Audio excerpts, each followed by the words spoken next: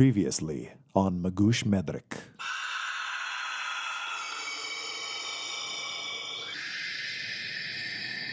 Where's my infrared coagulator?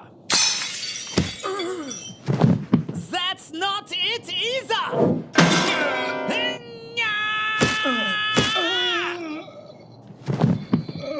Magoosh, won't you come out and play? I have no intention of playing with you, you soul-stealing monster. You will come out and face me, you miserable little pile of secrets. Yeah, we all played that game. It's a classic. But the answer is still no. And now, Magoosh, you die.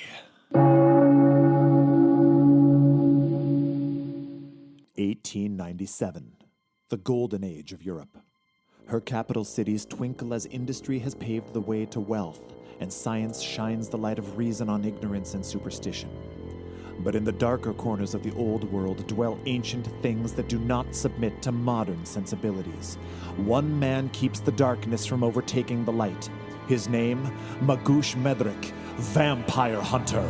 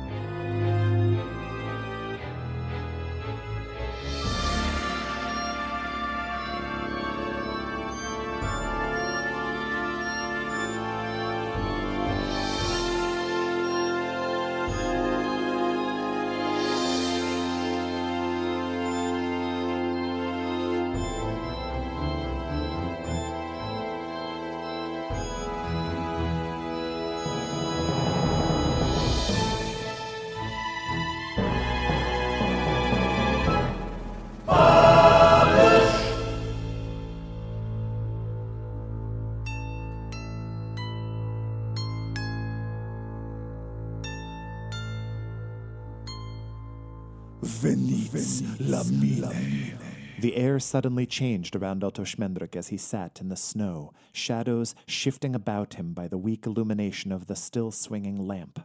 He blinked once, and then Magoosh Medrek found himself flanked, half-seated in the middle of a brood of 3 vampires where there had been none a mere heartbeat ago. They stood tall in the rising moonlight, a silvery luminescence bathing them in a soft glow that caused their almost translucent skin to shimmer.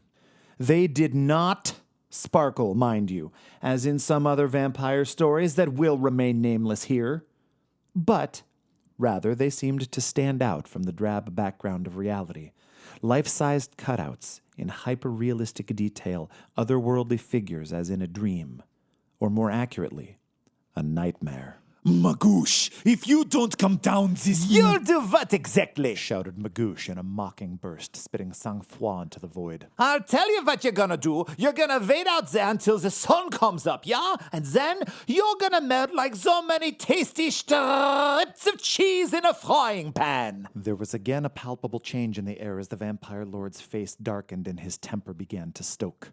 A static electric charge that made Magoosh Medrek's hair stand on end gathered about the brood, and a faint, sub-audible pulse began to throb. This made his teeth hurt. It was then that Otto realized that he was still holding on to the vampire's thigh. Very slowly, as though moving a rattlesnake off of one's bed with a pair of chopsticks, having awoken to it coiled up on the comforter for warmth, its deadly rattle driving away Morpheus's last lingering kiss, Magoosh Medrek released the pressure of his fingers and began to withdraw his hand when he felt a soft caress upon his cheek. A dead, cold caress.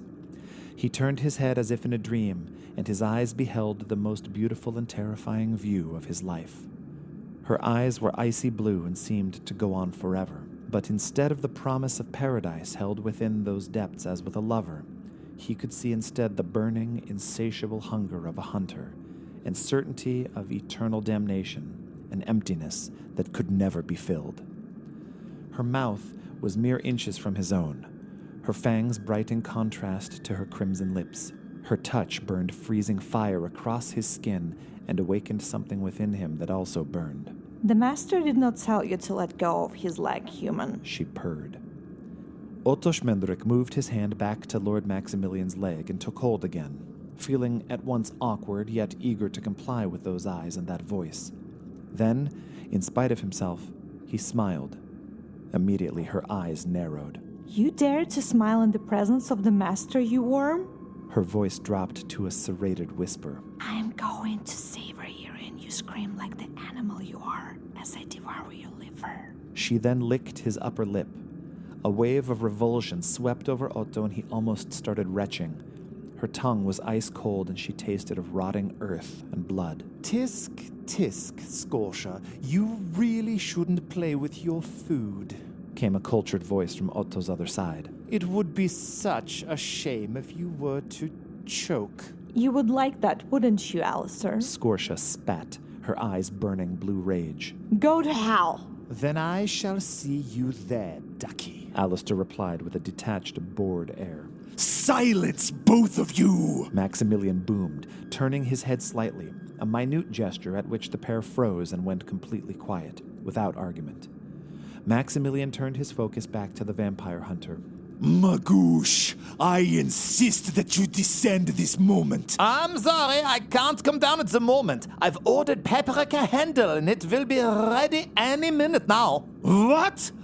What is that, Magoosh? Oh, it's a regional dish with chicken and some spices, lots of paprika. It's tasty, but very thirsty. And let me tell you, pair that bad boy with a chilled Sauvignon Blanc and your taste buds are gonna go to the moon. How dare you! Came the thunderous explosion of rage from the lips of Maximillian de Noapte, the vampire's voice ringing out across the fields with the force of a rifle being discharged in a small and enclosed space. If you do not come out, I will tear this waste of space peasant apart into bloody ribbons and drink him dry as his cries split the night. Gothic Medrek felt himself lifted like a rag doll, off the ground, his windpipe suddenly constricted as he was shaken about by the throat, turning his blurred vision into a kaleidoscope of nausea and monochromatic patterns. Look, came Magoosh's unconcerned reply as he switched off the cylindrical object, extinguishing its red burning tip and placing it onto the ledge. He then leaned out of the window to get a better view of his adversary. First, I don't even know this peasant, so enjoy your snack. Second, let me tell you, Schatzi. Maximilian's face wrinkled in a snarl.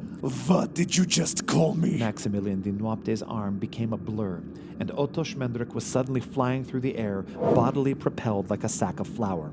He smashed headfirst into the wall of the inn, immediately to the left of the door, collapsing into a broken pile of peasant, a groan of pain vacating his throat as all of the air was driven from his lungs, stars erupting across his field of vision. I will rip this into pieces one board at a time until I have pried you out of your shell like so much soft turtle meat and feed upon your soul as you scream and beg for mercy. Well, I'm up here and you're down there, and that means on you.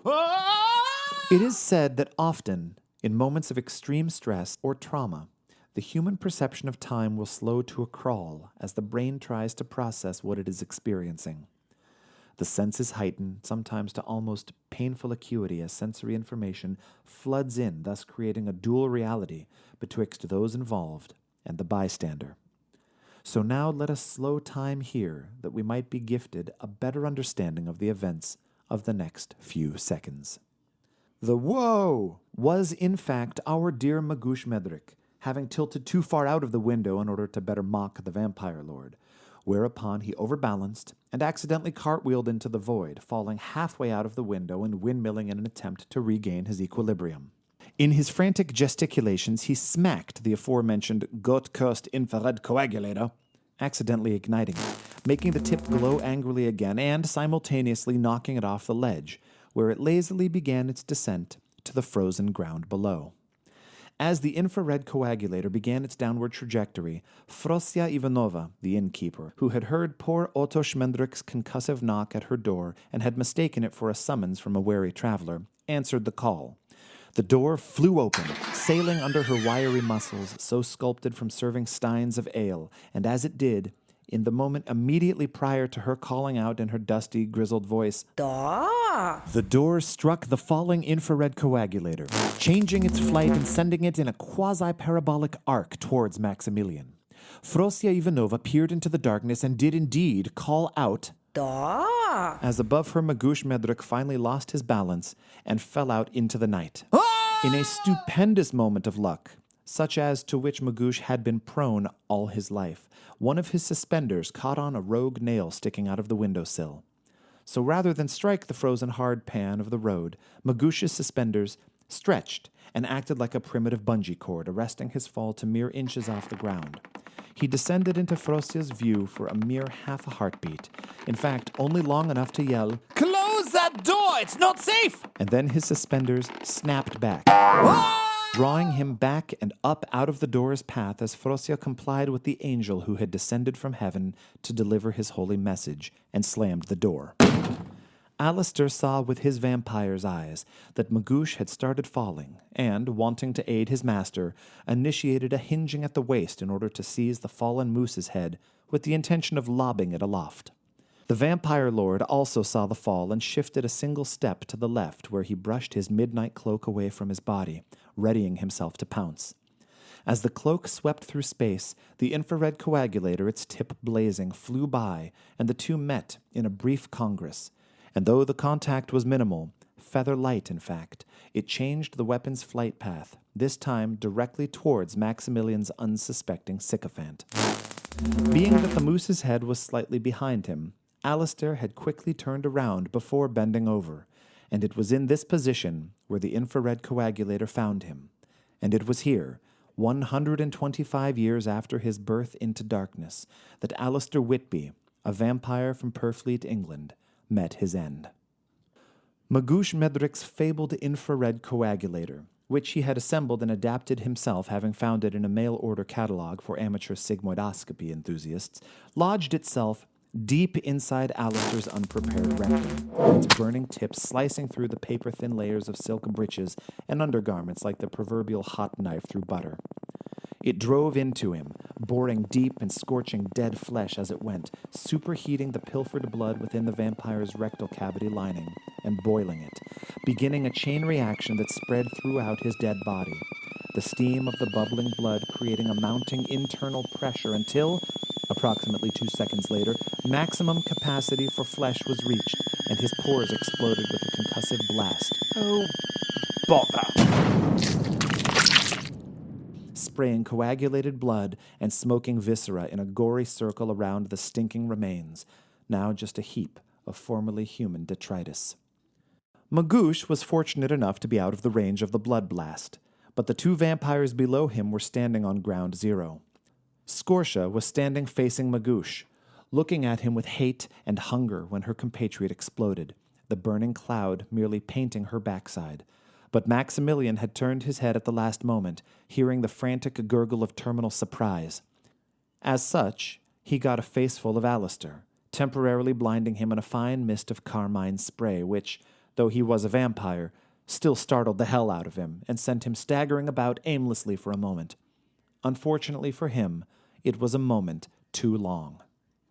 Just as Alistair ceased to exist below him, Magoosh's suspenders reached their limit of stretching, and at the apex of his rebound, Magoosh pushed off the exterior of the inn, expecting them to break and allow him to make a graceful backflip with a swan dive onto the street below, just like the legends always said vampire hunters did.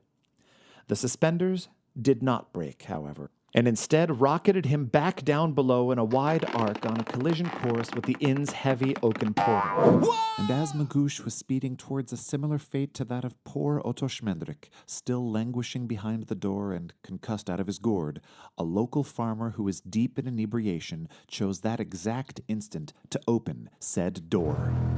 Magoosh Medrek was conceived, written, and produced by Sasha Mereu. You already told them that. Oh, hey, Magoosh. No, that was last week. This week is a new episode, so I'm saying it again in case they missed episode 1. Why would they listen to episode 2 if they didn't listen to episode 1 first? I don't know about people's listening habits, but these credits aren't always the same. They're not? No. For instance, you know that I wrote, recorded, and produced this episode, and did the voices, but additional voices this week were provided by Ava Darcy and Maggie. What I want to know is how you convinced not one but 2 women to play vampires with you. Just lucky, I guess. The music is still by Danny Tuggle, and additional sound effects by Zapsplat.com and Pixabay.com. Yeah, you said that. And because I'm sure that you're not gonna tell me what happens in the season finale next week, the real question is who does your tacos? I'm sorry, tacos? Yeah, it's Taco Tuesday down at Husong and Larry's. You wanna do the sign-off and go have tacos? Oh, you know I do. Tune in next week for this season's thrilling conclusion and find out what happens to... That always makes me smile. So what are you gonna have on your tacos? Probably al pastor. I like the sweet and spicy. You? Do you think they have reindeer? Probably not. What about mountain lion? Nope. Elk?